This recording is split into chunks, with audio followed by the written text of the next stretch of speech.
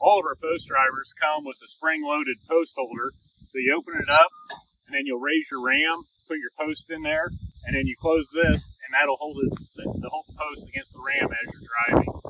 Now, all of our post drivers work with one fundamental principle, and that is the return flow has to go directly back to the tractor or skid steer reservoir. If you try to run it through the remotes, it'll restrict the oil too much, and that will slow the ram down and take away from its driving impact. So all of our post drivers come with a large diameter 1-inch hose, and then it comes with a dust shield protector and a pipe that'll go right back into your reservoir on your tractor. To operate any of our rams, it just takes one hydraulic remote.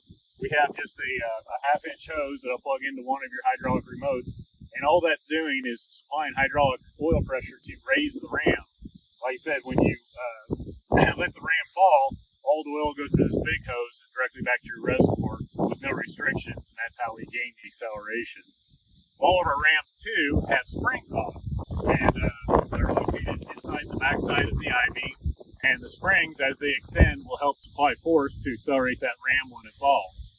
The other thing that's unique with Worksaver, on all of our post drivers, we have what we call a SplitCap seal, and what that is, if that seal ever gets worn or damaged and starts leaking oil, you can take the top nut off the rod, lower it down, take the top cap off, and then you have access to the seal, change the seal out, put the rod nut back on, and you're back to driving.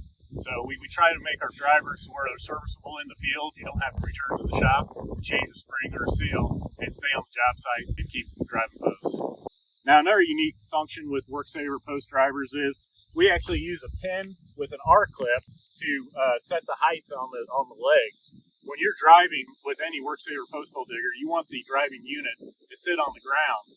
That way, as the ram's falling and impacting the post, that shock load is transferred to these legs and does not allow the tractor to bounce. If you try to drive with the mount in the air, the tractor tires are going to bounce, and it's going to be very hard to drive a straight post. Where when you have these set on the ground, all the force goes down through these legs and gives you a lot more stable driving platform.